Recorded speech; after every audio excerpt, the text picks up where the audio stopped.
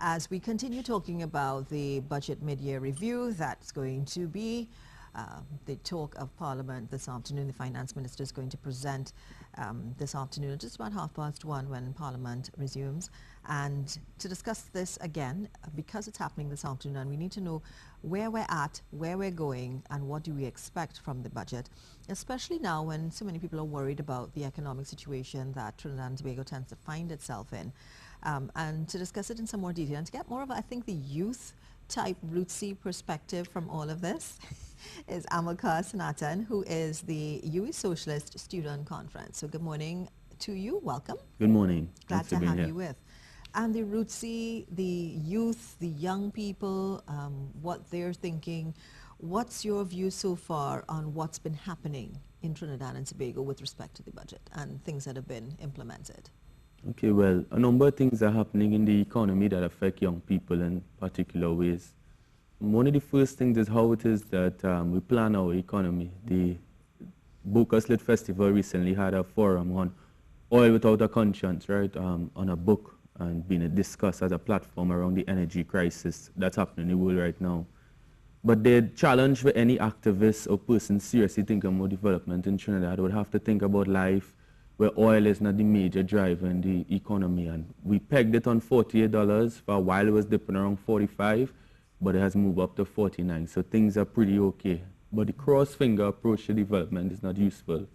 What we see is national unemployment around 4.4%, but youth unemployment between 19 to 25 around 13.5%.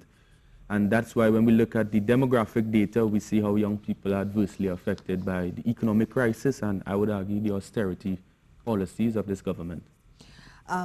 There's also the issue of GATE that keeps coming up. How do you feel about that, and what do you expect to see happening or not happening with respect to GATE? Sure. So GATE is a very important. I think there are three areas I would like to focus on. One would be that as part of the Socialist Student Conference, we vehemently challenged the approach that the current administration took to the adjustments around it, and we couldn't find any form of solidarity with what the opposition was advocating as well.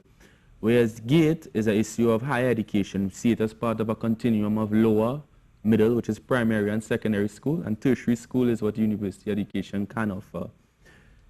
Therefore, part of us building a social Caribbean would require access to education, and the first things that we cut in an economic crisis are not social services, and we believe in that. The second part is this is a problem of communication.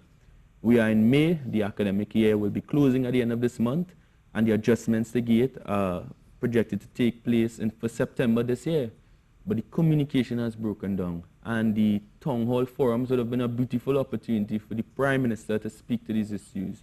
So while sometimes in the party caucus there's a dialogue, at national level there's hardly that communication about what is going to happen, what are the cost-benefit analyses, but also how we could invite, not just consultation, invite the debate around the issues. And then the third part of it is when we think about youth not in employment, and this is where GATE is very important. So there's unemployment, there's underemployment, but youth not in employment are those who are absorbed within the education system but don't participate in the labor force. If we don't re-engineer our economy to creatively use those talents, inaction will cost us much more money later on. And I'm afraid that sometimes we get into a battle where we say, we give you all everything, we're paying for you all to go to school, now you want us to give you our work. It's not about the state just absorbing all of the burdens in the economy, but it's about the state distributing opportunity and fairness throughout. How prepared are students for the new fees or the new adjustments, I should say, in GATE come September, come the new term, the new semester? Yeah, they are prepared as much as the information is there. In fact, the university administrations have less information to communicate to the student bodies. I do know on many different campuses, the principals and chancellors and the presidents in some cases would have communicated with the student body about the changes to GATE, but there has been no concrete information. Therefore, students have little to be prepared on. And this is part of the problem. I'm sorry to interrupt. No. This is part of the problem where we try to say young people don't have purpose in the education system, and we see this is how it derails their purpose being in it. Do you expect to hear anything about that this afternoon? not this afternoon. I don't anticipate, and I think that they would keep it specifically, just looking at the approach that this government may have taken before in communicating things with the Minister of Education, and he would give more concrete details around the program changes, which have less to do about the fiscal spending. Now, what would you say, and coming from the youth, would you like to see the minister focus on this afternoon? Sure. Well, I mean, I can't speak on behalf of all young people, but I could speak within one particular organization. One of the things I want to see, what is a vision for youth within it? Between 2004, I would argue, and 2010, there was a greater emphasis on youth in the context of social programs, and that would have been because of the commodity booms as it relates to oil and how we address the issue of crime through social programs. So that was the emphasis. I think now you really see what the government means and the real philosophy when there are less resources and what they're willing to put money towards. The Prime Minister said something very interesting at the opening of the government campus, which was, he says that it will save around $18 million in annual revenues. But he also spoke to what I would say is a housing crisis, saying that the HDC moves from a pendulum between lower income housing to middle class housing. And I think that is actually not the discussion. The discussion is how do we have fair and decent housing, and the state could create a housing market that is properly regulated, that could allow for the private sector to provide houses, but the state to also meet the needs of lower middle class people, and working class people. And I would even argue civil society being part of that process. So a youth housing policy is very important, how it is we build youth capital. But I believe what is similar to Europe, where they have a youth guarantee right now, with the Party of European Socialists help advance that, the youth guarantee. How is it we could have a guarantee for youth not in employment and youth in unemployment to help them? And I think that will require also a CARICOM approach, because while Trinidad and Tobago has a fairly healthy economy and is endowed with oil resources, even though things are pretty bad now, I've been to St. Lucia and Jamaica and Barbados where things are really hard. And I think we could work creatively with our CARICOM partners to help address it. Okay, now how do you think, or what do you think the government has achieved from September 2016 till now, mid-year, 6 months in? Do you think that they've achieved some of the goals that they have set out, or do you think they're falling behind? And what do you think they need to do? Yeah, for sure. I think one of the things is the communicating on some of the hard economic decisions that the country has made on paper, which is revenues, savings, which is very important. I think the Prime Minister did that. I don't think that we always need advice from the IMF and so on to manage our affairs and how to raise money on the international market. That's part of it as their job. But I think there was fairly good communication about the hard decisions, why it is this project is stalled right now, why it is, I'm feeling the government says I'm in a bind, right, with some contractors that are trying to move my hand this way, and I'm holding back. And I know the country is upset that they don't get this project on the way now, but I need to make this hard decision. I think that is so important to motivate the public to think about what must be done. What I would caution is that while it is on paper, we see what are some of the savings the government has made from cuts, it could be, the broader picture must show also how jobs are not being created at the same time. You know, a challenge with Barack Obama would be in his presidency, while it has improved the economy, definitely as that Donald Trump has yet to achieve within the first quarter, that the kind of jobs that came back to the economy were part-time jobs and more job precarity, even though the increasing number of jobs were there. And that is something we need to look at Trinidad and Tobago. While there's a certain type of economic performance, which we might say is okay, or that we're on the right track, I know for a fact from my experiences that job precarity is there, and the kind of jobs people are in would lack job security, are deunionized, and puts them in serious trouble. Now you're talking jobs, job security. Many people have lost their jobs. We've also had many people on Good Morning Trinidad and Tobago talking about entrepreneurship. Mm-hmm. Do you think that that should be an avenue looked into where that we're hearing, okay, the government is putting monies into different sectors, diversification of the economy, which has been talked about for years and it's still to come. Yes. How do you feel about maybe, the government shifting, possibly looking at more entrepreneurship, especially with young people who have so many great ideas, want to start up a business, having difficulties doing it? need that, push, that foundation, that help. Yes, so we do need to build a broader economy of small and micro enterprise, which is the majority of businesses, but valuing it in that way, valuing small and micro enterprises. Young people on their own, what we call hustling, will hustle and make a dollar.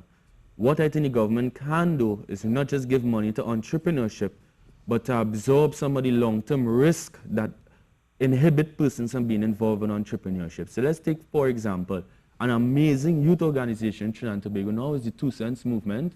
That is one of the largest advocates, in fact, the largest national advocate for spoken word poetry and engage over 15,000 students annually. Could the state now have a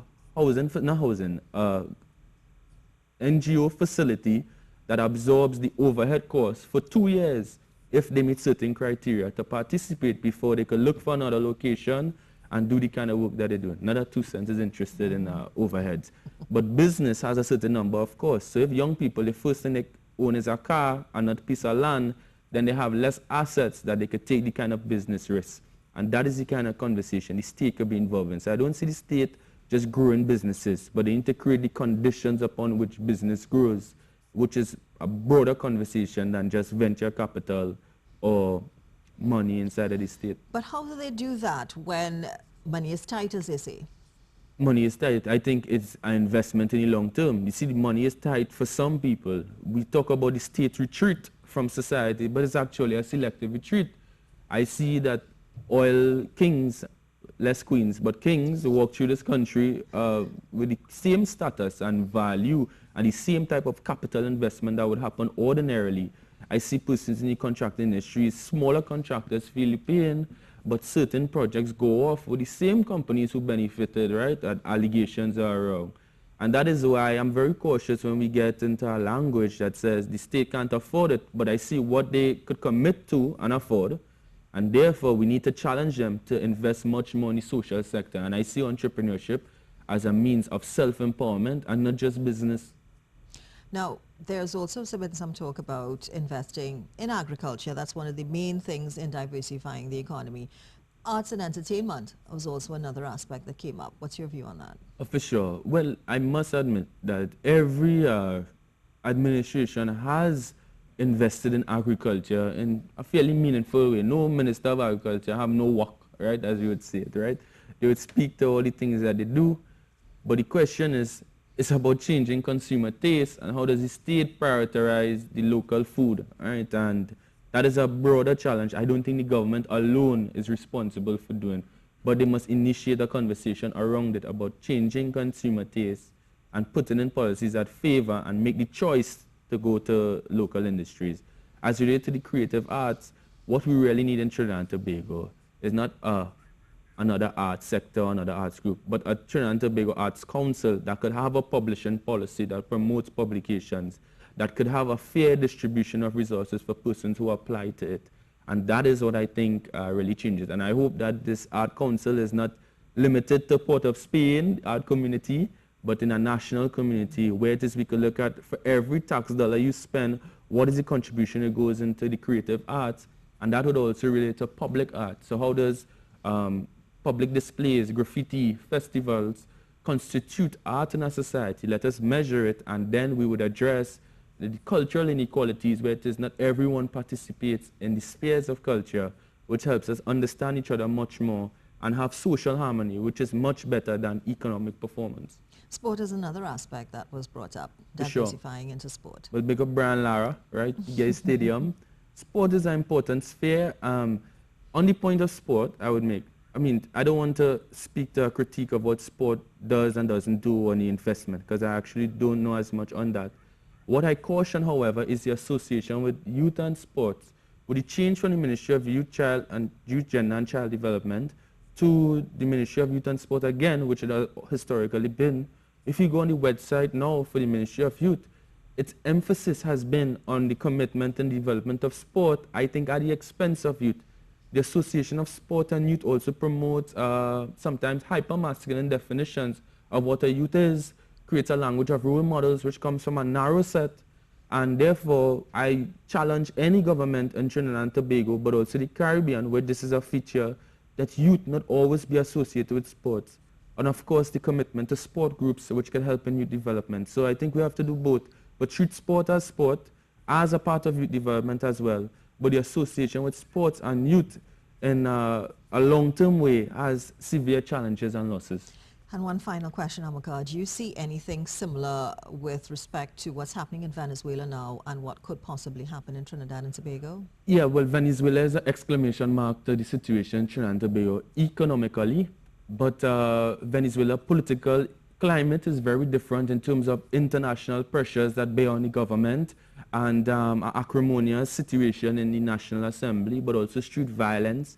Trinidad and Tobago, that is an example of where you peg the entire economy around commodity booms in the global economy, and when things go bad or people play geopolitical games, you pay the price. And as, dare I say, poorer nations, but part of the global south, not just think about alternatives, we need to put economic alternatives where it is that external shocks will create resilience that and advancing our entire economy on it, right? In spite of all the efforts to diversify, which are piecemeal, right, and oftentimes prime ministerial, we need to create a very different society in order to last. Okay. Amilcar, I want to thank you for coming this morning and speaking with us. Amilcar Sanatan, of the UE Socialist Student Conference, and hoping to make a difference, especially looking for more focus on the youth as well in the mid-budget review that's going to be taking place this afternoon in the Parliament at 1:30.